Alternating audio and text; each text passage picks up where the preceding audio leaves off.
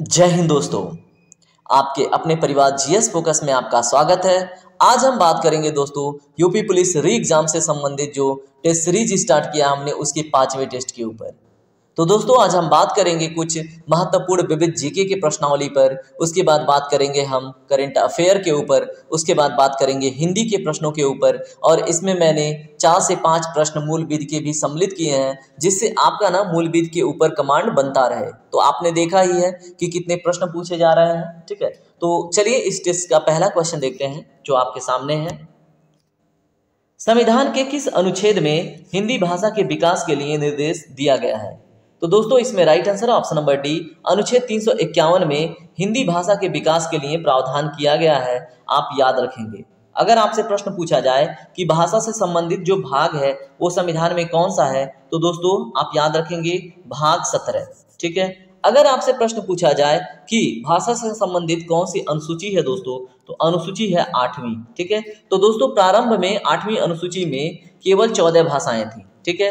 अभी इसमें अमेंडमेंट करके 22 भाषाएं जोड़ दी गई हैं, ठीक है, जिसका जिक्र अब हम करेंगे। चलिए यहाँ पे हम कुछ बात करते हैं। देखिए अगर आपसे प्रश्न पूछा जाए कि हिंदी भाषा को राजभाषा का दर्जा दिया जाता है तो यह प्रावधान किस अनुच्छेद में है दोस्तों, तो अनुच्छेद 343 के 1 में, ठीक है। अगर आपसे प्रश्न पूछा जाए कि कौन सा अमेंडमेंट सबसे पहले हुआ था भाषा से संबंधित, तो दोस्तों 21वां संविधान संशोधन हुआ था 1967 में, जिसमें सिंधी भाषा को 8वीं अनुसूची में जोड़ा गया सबसे पहले। उसके बाद दोस्तों 3 भाषाएं अन्य जोड़ी गई जिनको आप नमक के नाम से याद रख सकते हैं, जिसमें एन से है नेपाल, एम से है मणिपुर और के से है आपका कोंकणी, ठीक है। तो आप याद रखेंगे कोंकणी, मणिपुरी और नेपाली भाषा को किस संविधान संशोधन में जोड़ा गया? 71वें संविधान संशोधन में। कब जोड़ा गया? 1992 ईस्वी में। अगर आपसे प्रश्न पूछा जाए, ये तो देखिए 4 हुए, 4 और भाषाएं जोड़ी गई, जिसमें कौन कौन सी थी? बोडो, डोगरी, मैथिली और संथाली, ठीक है। तो दोस्तों आप याद रखेंगे यह 2003 के 92वें संविधान संशोधन में जोड़े गए थे, ठीक है। तो 92 क्या है? 92वें संविधान संशोधन 2003 में जोड़ा गया बोडो, डोगरी, मैथिली और संथाली, ठीक है। तो इतनी बातें आप याद रखेंगे। चलिए प्रश्न नंबर दूसरा देखिए। भारतीय संविधान की 10वीं अनुसूची किससे संबंधित है? तो दोस्तों प्रश्न नंबर दूसरा का राइट आंसर है ऑप्शन नंबर ए, दल बदल के कानून से संबंधित। दल बदल कानून का जो प्रावधान है, ठीक है, ये 10वीं अनुसूची में आया। तो 10वीं अनुसूची कब आई दोस्तों? तो 10वीं अनुसूची को 52वें संविधान संशोधन 1985 में जोड़ा गया, ठीक है। तो ये बात आप याद रखेंगे। उसी के बाद से आया था दल बदल कानून। और उस समय कौन प्रधानमंत्री थे दोस्तों? तो राजीव गांधी, ठीक है। तो याद रखिएगा। चलिए प्रश्न नंबर तीसरा देखिए। यदि भारत संघ को एक नए राज्य का सृजन करना हो तो संविधान की निम्नलिखित में से किस अनुसूची में संशोधन करना आवश्यक है? तो दोस्तों ऑप्शन नंबर ए इसका करेक्ट है, पहली अनुसूची में संशोधन करना आवश्यक है। देखिए 2019 में जम्मू कश्मीर का निर्माण हुआ। किसका निर्माण हुआ दोस्तों? जम्मू और कश्मीर का। जम्मू कश्मीर से जम्मू और कश्मीर बना, और कौन बना? लद्दाख बना, ठीक है। अब देखिए 2 संघ शासित प्रदेश बने। तो पहले अनुसूची में पहले कितने राज्य थे? 29 राज्य और 7 केंद्र शासित प्रदेश थे। लेकिन जब संशोधन हुआ 2019 में तो अब कितने हैं? 8 क्या हैं बताइए? 28 राज्य हैं और 8 संघ शासित प्रदेश हैं। तो ये आप याद रखेंगे। चलिए देखेंगे अगला प्रश्न। प्रश्न नंबर 4, स्वतंत्रता का अधिकार संविधान के किन अनुच्छेदों में वर्णित है? तो दोस्तों इसमें right answer option number B, अनुच्छेद 19 से लेके 22 के बीच में स्वतंत्रता का अधिकार दिया गया है। अगर आपसे समानता का अधिकार पूछे तो अनुच्छेद 14 से 18 के बीच में आपको समानता देखने को मिलता है। अगर आपसे पूछ लिया जाए शोषण के विरुद्ध अधिकार, ठीक है, तो 23 से 24 के बीच में आपको शोषण के विरुद्ध अधिकार देखने को मिलता है, ठीक है। अब देखिए अगर आपसे प्रश्न पूछ लिया जाए बालाश्रम यानी बंधुआ मजदूरी से संबंधित जो आर्टिकल है वो कौन सा है, अनुच्छेद कौन सा है, तो 23। अगर बाल श्रम से रिलेटेड अगर पूछ लिया जाए तो अनुच्छेद 24 होगा। चलिए अब बात करेंगे अगले प्रश्न पे। प्रश्न नंबर 5, लोकसभा और राज्यसभा की संयुक्त बैठक कब होती है? तो दोस्तों देखिए अगर लोकसभा और राज्यसभा को किसी विषय पे विवाद की स्थिति उत्पन्न हो, ठीक है, या फिर कोई जैसे मान लीजिए संशोधन करना हो और संशोधन में मत न पढ़ पा रहा हो, ठीक है, तो ऐसे स्थिति में क्या होता है? संयुक्त बैठक बुलाया जाता है। ठीक है, अगर मतभेद हो जाए दोनों के बीच में तो संयुक्त बैठक बुलाया जाता है। और इसको बुलाता कौन है दोस्तों? राष्ट्रपति बुलाता है। कौन बुलाता है दोस्तों? राष्ट्रपति। ठीक है, और ये जो प्रावधान है बुलाने का, अगर पूछ ले किस अनुच्छेद में है तो अनुच्छेद 108 में। अगर अनुच्छेद 108 से रिलेटेड जो प्रावधान है किस देश से लिए गए हैं ऐसा पूछा जाए तो ये दोस्तों लिए गए हैं ऑस्ट्रेलिया से। ठीक है, तो इतनी बातें याद रखेंगे। बुलाता है राष्ट्रपति संयुक्त बैठक और उसकी अध्यक्षता कौन करता है दोस्तों? स्पीकर। ठीक है, कौन? लोकसभा का स्पीकर क्या करता है? इन दोनों संयुक्त जैसे सदनों का संयुक्त बैठक का अध्यक्ष कौन करता है? बताइए, लोकसभा का अध्यक्ष। ठीक है, तो ये बात आप याद रखेंगे। चलिए प्रश्न नंबर 6 देखिए क्या है। प्रश्न नंबर 6 विविध जीके से रिलेटेड है। हड़प्पा के लोगों की सामाजिक पद्धति क्या थी? तो दोस्तों हड़प्पा के लोग उचित समतावादी पद्धति के साथ आगे बढ़ते थे। इसमें होता क्या था? जो कुलीन वर्ग थे, ठीक है, कौन सा वर्ग? कुलीन वर्ग, वो पश्चिमी टीले में रहता था। और जो मजदूर वर्ग है, ठीक है, जो किसान लोग हैं वो पूर्वी टीले में रहते थे। ठीक है, इस प्रकार से उचित समतावादी का झलक देखने को मिलता है। चलिए प्रश्न नंबर 7 देखिए। ऋग्वेद में सबसे पवित्र नदी कौन किसको माना गया है दोस्तों? तो ऋग्वेद की सबसे पवित्र नदी है सरस्वती। सबसे अधिक वर्णन किसका मिलता है? सिंधु का। ठीक है, तो ये दोनों बात आप याद रखेंगे। चलिए प्रश्न नंबर 8 देखिए क्या है। हरियाणा प्रांत में चित्रित धूसर मृद भांड स्थल किस स्थान पर हाल ही में किए गए उत्खननों में प्रकाश में आया है? तो दोस्तों वो स्थान है भगवानपुर। ऐसे प्रश्न पूछे जाते हैं तो आपको पता होना चाहिए। चलिए प्रश्न नंबर 9 देखिए। सूर्य के संगठन में सहायक गैस है, तो दोस्तों इसमें राइट आंसर है हाइड्रोजन और हीलियम। तो सूर्य के संगठन में सबसे अधिक सहायक गैस हाइड्रोजन और हीलियम है, तो आप याद रखेंगे। चलिए प्रश्न नंबर 10 देखिए क्या है। सूर्य में काला धब्बा क्या होता है दोस्तों?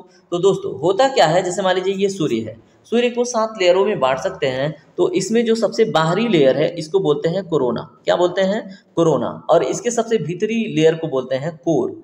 ठीक है, अब यहाँ पे बीच में एक लेयर होती है, ठीक है, इसको बोलते हैं हम फोटोस्फीयर। क्या बोलते हैं दोस्तों? फोटोस्फीयर। ठीक है, तो आप याद रखिएगा, इसको बोलते हैं फोटोस्फीयर और हिंदी में बोलते हैं प्रकाश मंडल।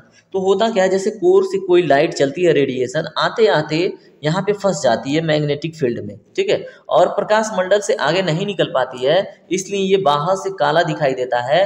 तो इसी को बोलते हैं धब्बे वे स्थान है जहाँ प्रकाश उत्सर्जित करने में असमर्थ हो जाता है। ठीक है, चलिए अब देखेंगे प्रश्न नंबर 11।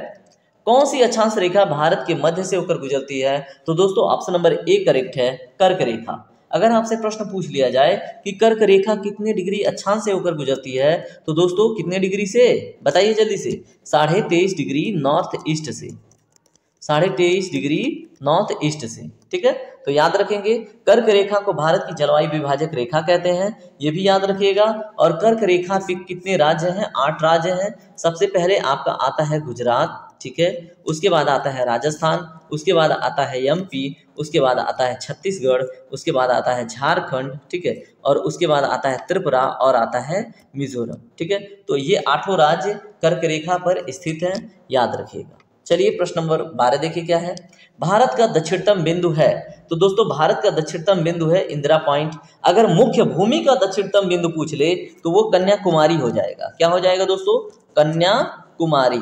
ठीक है, तो याद रखिएगा, कन्याकुमारी पे जो अक्षांश रेखा है उसका वैल्यू है 8 डिग्री 4 मिनट, लेकिन जो इंदिरा पॉइंट पे अक्षांश रेखा है उसका वैल्यू है 6 डिग्री 4-5 मिनट। ठीक है, तो अगर भारत का पूछे सबसे दक्षिणतम बिंदु तो इंदिरा पॉइंट, अगर मुख्य भारत का पूछे तो हो जाएगा कन्याकुमारी। ठीक है, अगर सबसे उत्तरी पूछे तो इंदिरा कॉल। ठीक है, तो इतनी बातें आप याद रखिएगा। चलिए प्रश्न नंबर 13 देखिए क्या है।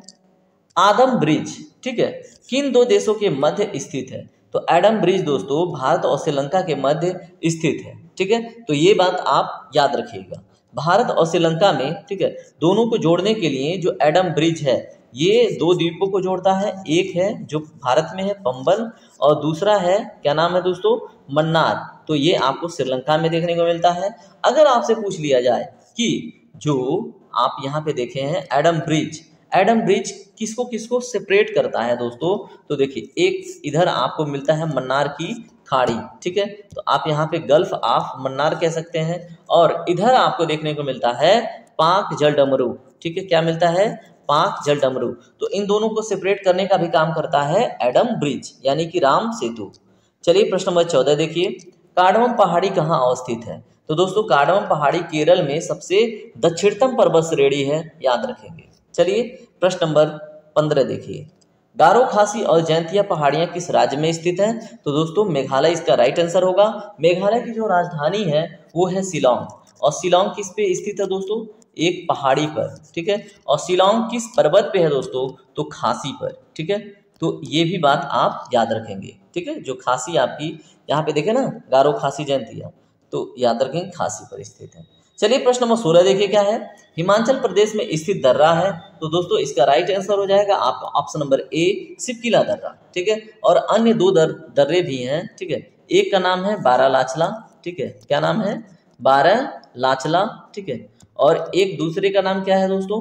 बारालाचला हो गया, एक हो गया आपका रोहतांग। ये दोनों दर्रे आपको कहाँ पे देखने को मिलते हैं बताइए? ये देखने को मिलते हैं आपको हिमाचल प्रदेश में, ठीक है। और इसी सिपकिले दर्रे से होकर सतलज नदी भारत में पड़ती है, ये भी आपको पता होना चाहिए। सतलज नदी कहाँ से निकलती है दोस्तों? तो राकस ताल से, ठीक है।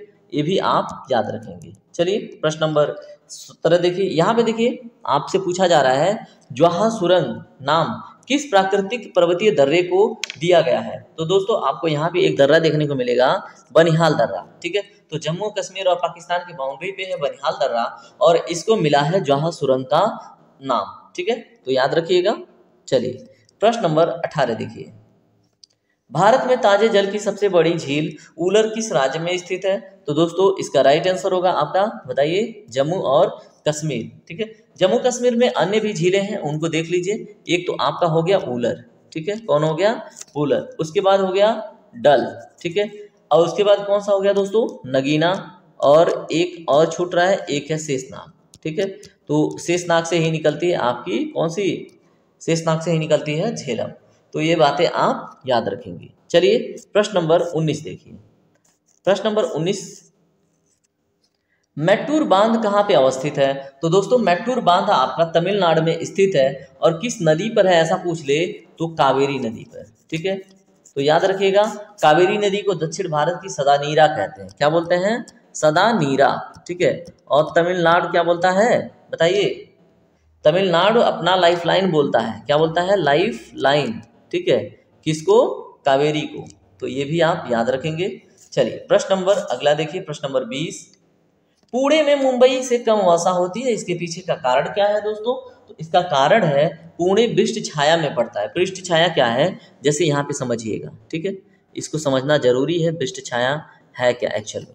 अब यहाँ पे देखिए होता कुछ यूं है, आपको ये है पश्चिमी घाट, इधर से मानसून आता है तो पर्वतों के उस पार नहीं जा पाता है और बहुत कम पहुंचता है, ठीक है। तो पर्वतों से चढ़ के इधर बहुत कम पहुंचता है और थोड़ा बहुत बारिश करता है, ठीक है। तो जिसकी वजह से पुणे, अब यहाँ पे आपको फ्रंट में मिल गया मुंबई, और अगर यहाँ पे पर्वत के उस पार जाते हैं तो मिलता है पुणे। तो पुणे में क्या हो गया दिक्कत? वृष्टि छाया क्षेत्र बन गया, इसलिए यहाँ पे कम वर्षा होती है, ठीक है। चलिए प्रश्न नंबर 21 देखिए, अब मूल बीज से संबंधित आपके सामने प्रश्न आएंगे, इनको ध्यान से पढ़ना है, बिल्कुल ध्यान से पढ़ना है, तभी ये क्वेश्चन बनेंगे। क्वेश्चन क्या है मैं पढ़ देता हूं, बड़े सार्वजनिक आयोजनों के दौरान, ठीक है, जैसे मान लीजिए कोई पब्लिक, बहुत बड़ी पब्लिक गैदरिंग है, कोई नेता आ रहा है, ठीक है, के दौरान यातायात का प्रबंधन, ठीक है, करते समय सुचारू यातायात प्रवाह और सार्वजनिक सुरक्षा सुनिश्चित करने के लिए जो पुलिस अधिकारी होते हैं उनके लिए कौन सा संज्ञानात्मक कौशल आवश्यक है? तो बताइए संज्ञानात्मक कौशल कौन सा आवश्यक है? इसमें राइट आंसर है ऑप्शन नंबर बी, यातायात प्रबंधन योजनाओं को लागू करना और कार्यक्रम आयोजकों के साथ समन्वय करना, ठीक है। ऑप्शन नंबर बी इसका करेक्ट होगा। चलिए प्रश्न नंबर 22 देखिए क्या है, यदि एक विशिष्ट समुदाय जिसे अल्पसंख्यक माना जाता है कानून प्रवर्तन के प्रति अविश्वास व्यक्त करे, ठीक है, तो पुलिस अधिकारी को किस पर ध्यान केंद्रित करना है? तो बताइए किस पे ध्यान केंद्रित करना चाहिए पुलिस को? इसमें ऑप्शन नंबर बी करेक्ट है, पुलिस को फिर से उसका विश्वास जीतना चाहिए, ठीक है, भरोसा जीतना चाहिए, पारदर्शिता और सहभागिता के माध्यम से, ठीक है, क्या करना है? विश्वास का निर्माण करना है, ठीक है। तो ऑप्शन नंबर 22 का बी करेक्ट है। चलिए प्रश्न नंबर 23 देखिए क्या है, एक पुलिस अधिकारी होने के नाते आपके अनुसार ग्रामीण क्षेत्रों में सामुदायिक पुलिसिंग का प्राथमिक उद्देश्य क्या है? तो दोस्तों इसका राइट आंसर क्या होगा बताइए। सामुदायिक पुलिसिंग का अर्थ, इसका अर्थ है स्थानीय निवासियों और संगठनों के साथ साझेदारी बनाना। ठीक है, तो याद रखेंगे आप। चलिए प्रश्न नंबर 24 क्या है? आपराधिक जांच के दौरान तलाशी वारंट क्यों जारी किया जाता है? उद्देश्य क्या है दोस्तों? इसका उद्देश्य है साक्ष्य के लिए विशिष्ट स्थानों की खोज के लिए कानून प्रवर्तन के अधिकृत करना। ठीक है, तो आप याद रखना ये प्रवर्तन है, परिवर्तन नहीं है, यानी कि किसी नियम कानून को लागू करवाना। ठीक है, चलिए देखेंगे हम प्रश्न नंबर 25। यह है अर्थशास्त्र से। मिश्रित अर्थव्यवस्था से क्या अभिप्राय है दोस्तों? तो इसमें right answer option number B, सरकारी एवं निजी क्षेत्रों का सह अस्तित्व। ठीक है, वो होता है मिश्रित अर्थव्यवस्था, और भारत की अर्थव्यवस्था मिश्रित अर्थव्यवस्था की एक प्रकार है। चलिए प्रश्न नंबर 26 देखिए। भारत में अधिकतर बेरोजगारी है किस प्रकार की है दोस्तों? तो ये है आपकी संरचनात्मक। ठीक है, ये होती क्या है? जैसे मान लीजिए ये है एक इंडस्ट्री है। क्या है? इंडस्ट्री। इसमें 100 लोग काम कर रहे थे। ठीक है, और उसके बाद एक टेक्नोलॉजी आई। ठीक है, और अब इस टेक्नोलॉजी से 100 लोगों का काम हो जाता है, तो बचा एक आदमी को रोजगार मिला और 99 लोग बेरोजगार हो गए। इसको बोलते हैं संरचनात्मक बेरोजगारी। ठीक है, चलिए प्रश्न नंबर 27 देखिए। भारत में बेरोजगारी के आंकड़े एकत्रित एवं प्रकाशित करता है, तो कौन करता है दोस्तों? ये करता है ऑप्शन नंबर सी, NSSO। ठीक है, नेशनल सैंपल सर्वे ऑफिस। इसकी स्थापना कब हुई थी अगर पूछे तो 1950 में। ठीक है, ये भी बात आप याद रखेंगे। चलिए प्रश्न नंबर 28 देखिए क्या है। भारत में ग्रामीण क्षेत्रों में कौन सी बेरोजगारी सर्वाधिक पाई जाती है? तो दोस्तों इसमें राइट आंसर है मौसमी बेरोजगारी और अदृश्य बेरोजगारी, यानी कि दोनों के दोनों करेक्ट हैं। ठीक है, तो मौसम नहीं है तो किसान लोग बेरोजगार हो जाते हैं, मौसम है तो थोड़ा बहुत रोजगार मिलता है। ठीक है, तो मौसमी भी हो गया और अदृश्य बेरोजगारी भी आपने समझ लिया था। चलिए देखेंगे प्रश्न नंबर 29। भारत में टीन का अग्रणी उत्पादक है, तो दोस्तों भारत में टीन का अग्रणी उत्पादक छत्तीसगढ़ है, याद रखेंगे। चलिए प्रश्न नंबर, यहाँ पे देखिए कुछ खनिज दिए गए हैं और उनके स्थान दिए गए हैं, याद कीजिएगा। सोना आपको कर्नाटक के कोलार में और हट्टी गोल्ड माइंस में मिल जाता है। हीरा आपको मध्य प्रदेश के पन्ना में मिल जाता है। ठीक है, उसके बाद कोयला वेस्ट बंगाल में भी मिलता है, और कहाँ पे मिलता है? और आपको उड़ीसा के क्षेत्र में भी मिल जाता है। ठीक है, उसके बाद पेट्रोलियम मिलता है आसाम में, बिहार में मिलता है आयरन ओर। ठीक है, तो याद रखेंगे। उसके बाद केरल में मिलता है एल्यूमिनियम। ठीक है, इतनी बातें आप याद रखिएगा। बाकी यहाँ पे देखिए राजस्थान में बॉक्साइट और कॉपर दोनों मिलते हैं। ठीक है, चलिए प्रश्न नंबर 30 देखिए।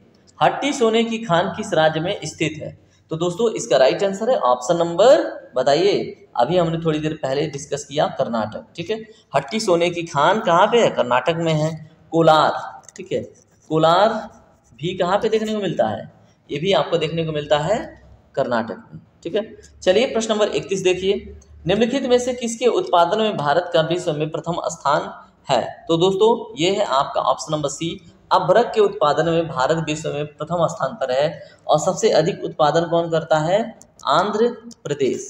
ठीक है, चलिए प्रश्न नंबर 32 देखिए। अंतर्राष्ट्रीय व्यापार का प्रमुख प्रहरी कौन है? तो दोस्तों अंतर्राष्ट्रीय व्यापार का प्रमुख प्रहरी WTO है। WTO का फुल फॉर्म पूछे तो वर्ल्ड ट्रेड ऑर्गेनाइजेशन। ठीक है, तो याद रहना चाहिए। इसकी स्थापना पूछ ले तो 1 जनवरी 1995। ठीक है, ये भी बात आपको याद रहना चाहिए। चलिए देखते हैं अगला प्रश्न, प्रश्न नंबर 33। ब्रेक इवन बिंदु का क्या अर्थ है? तो दोस्तों ब्रेक इवन का तात्पर्य है कि वह स्थिति जब किसी फर्म को न तो लाभ हो और न ही लॉस हो। ठीक है, तो ऐसी स्थिति को बोलते हैं ब्रेक इवन पॉइंट। ठीक है, चलिए प्रश्न नंबर 34 देखिए। अब देखेंगे हम करंट अफेयर से संबंधित प्रश्नावली, तो ध्यान से देखिए। हाल ही में केंद्रीय गृह मंत्रालय ने नागालैंड और अरुणाचल प्रदेश में अफस्पा को 6 माह के लिए बढ़ा दिया है। ठीक है, तो इससे संसद द्वारा कब पारित किया गया था? तो बताइए कब पारित किया गया था दोस्तों? तो प्रश्न नंबर 34 का जो राइट आंसर है वो है आपका ऑप्शन नंबर बी, सितंबर 1958। ठीक है, चलिए अब देखेंगे हम प्रश्न नंबर 35। हाल ही में किस देश के राष्ट्रपति ने सूखे के कारण राष्ट्रीय आपातकाल की घोषणा की है? तो दोस्तों इसमें राइट आंसर है ऑप्शन नंबर, बताइए 35 का राइट आंसर क्या होगा? ऑप्शन नंबर बी, जाम्बिया में। ठीक है, चलिए प्रश्न नंबर 36 देखिए। हाल ही में महिलाओं के लिए स्वास्थ्य देखभाल की पहुंच और वित्तीय सशक्तिकरण को बढ़ावा देने के लिए किस बैंक ने महिलाओं के लिए हेल्थ केयर ऋण और बचत खाते लॉन्च किए हैं? ठीक है, तो दोस्तों प्रश्न नंबर 36 का जो राइट आंसर है वो है option number A, Canara bank. ठीक है, चलिए देखेंगे अगला प्रश्न, प्रश्न नंबर 37। हाल ही में नाटो ने किस देश की सहायता के लिए 5 वर्षों में $100 अरब के पैकेज का प्रस्ताव रखा है? ठीक है, तो बताइए हाल ही में नाटो ने किस देश की सहायता के लिए क्या किया है? 5 वर्षों में $100 अरब के पैकेज का प्रस्ताव। ठीक है, तो प्रश्न नंबर 37 का जो राइट आंसर है वो होगा आपका ऑप्शन नंबर बी, यानी कि यूक्रेन। ठीक है, चलिए बात करेंगे अगले प्रश्न पे, प्रश्न नंबर 38। वर्ल्ड लाइन रिपोर्ट के अनुसार 2023 की दूसरी छमाही में भारत में यूपीआई लेन देन में क्या हो गया है? वर्ष प्रति वर्ष कितने प्रतिशत क्या हो गया, वृद्धि हो गया है, तो वो आपको बताना है। तो वर्ल्ड क्या है? वर्ल्ड लाइन रिपोर्ट 2023 दूसरी छमाही की बात हो रही है। ठीक है, तो इसका राइट आंसर, प्रश्न का right answer option number C, 56%। ठीक है, चलिए प्रश्न नंबर 39 देखिए। प्रश्न नंबर 39 क्या है? प्रसिद्ध चपाचरकूट महोत्सव किस राज्य में मनाया जाता है? तो दोस्तों प्रश्न नंबर 39 का राइट आंसर है ऑप्शन नंबर डी, मिजोरम में। ठीक है, क्या नाम है इसका, बताइए? इसका नाम है चपाचरकूट महोत्सव। ठीक है, और कहाँ पे मनाया जाता है? मिजोरम में। चलिए प्रश्न नंबर 40 देखते हैं। संघाई सहयोग संगठन एससीओ के सदस्य देशों की सुरक्षा परिषद में सचिव की 19वीं वर्षगांठ बैठक कहाँ पे संपन्न हुई है? ठीक है, तो बताइए सचिवों की 19वीं वर्षगांठ एससीओ में संपन्न हुआ है। ठीक है, क्या है? संघाई सहयोग संगठन। ठीक है, तो इसका जो राइट आंसर होगा वो क्या होगा, बताइए? तो इसमें अगर हम बात करें प्रश्न नंबर 40 का, तो right answer option number C, Kazakhstan. ठीक है, प्रश्न नंबर 41 देखिए। जिन शब्दों के अंत में आ जाता है उन्हें क्या कहते हैं? तो दोस्तों प्रश्न नंबर 41 का right answer option number D, अकारांत। ठीक है, अब बात करेंगे प्रश्न नंबर 42 पे, इसको ध्यान से पढ़िए। तालव्य व्यंजन है, तो दोस्तों इसमें राइट आंसर है आपका ऑप्शन नंबर ए, चौ छ ज छ। तो जब जब आप इसको बोलते हो तो जीभू जाके किस पे टच होती है? तलवे पे, ऊपर जो हमारा तालु होता है उस पे, तो इसलिए बोलते हैं इसको तालव्य व्यंजन। अगर आप ट ठ ड ढ बोलते हैं तो आपकी जीभ जाके मूर्धन्य पे टच होती है, तो इसलिए ट ठ ड ढ क्या है? मूर्धन्य है। अगर हम बात करें त थ द ध न, तो ये दंतय है। अगर बात करें प फ ब भ म, तो ये आपका बताइए क्या है? ओष्ठ है। ठीक है, चलिए प्रश्न नंबर 43 देखिए। घुड़दौड़ का सही संधि विच्छेद है, दोस्तों घुड़दौड़ का सही संधि विच्छेद घोड़ा प्लस दौड़। ठीक है, इसको बोलते हैं घुड़दौड़। चलिए प्रश्न नंबर 44 देखिए क्या है। प्रश्न नंबर 43 तो देख लिया, ठीक है। घुड़दौड़ का सही संधि विच्छेद है, तो दोस्तों इसका सही संधि विच्छेद घोड़ा प्लस दौड़ हमने देख लिया था। प्रश्न नंबर 44 क्या है? अतिशयोक्ति मात्र है। ठीक है, अतिशयोक्ति का सही है अतिशयोक्ति। ठीक है, चलिए प्रश्न नंबर 45 देखिए। संस्कृत के ऐसे शब्द जिसे हम ज्यों का त्यों प्रयोग में लाते हैं उन्हें क्या कहते हैं? तो दोस्तों उनको बोलते हैं हम तत्सम। ठीक है, तो याद रखिएगा जब तोड़ फोड़ के उसको प्रयोग किया जाता है तो वो हो जाता है तद्भव। ठीक है, चलिए अब बात करेंगे हम प्रश्न नंबर 46 पे। विनायक का पर्यायवाची शब्द है, तो दोस्तों प्रश्न नंबर 46 का right answer option number D, Ganeshi. ठीक है, प्रश्न नंबर 47 देखिए। वारिद का पर्यायवाची शब्द है, तो दोस्तों वारिद का पर्यायवाची शब्द है क्या है? बताइए? बादल। ठीक है, वारिद का पर्यायवाची शब्द क्या है? 47 का राइट आंसर हो जाएगा ऑप्शन नंबर डी, याद रखेंगे आप। चलिए प्रश्न नंबर 48 देखिए। आंख का नीर ढल जाने का अर्थ है, तो दोस्तों आंख के नीर का ढल जाने का अर्थ निर्लज हो जाना है। ठीक है, चलिए देखेंगे अगला प्रश्न, प्रश्न नंबर 49। चरर मरर खुल गए अरर रस फूटो में यहाँ पे में से होगा, कौन सा अलंकार है? तो बताइए। चरर मरर खुल गए अरर रवस फूटो में से कौन सा अलंकार है? तो प्रश्न नंबर 49 का राइट आंसर क्या होगा? ऑप्शन नंबर ए, अनुप्रास अलंकार। ठीक है, चलिए प्रश्न नंबर 50 देखते हैं। सुहाग के नुपुर के रचयिता हैं।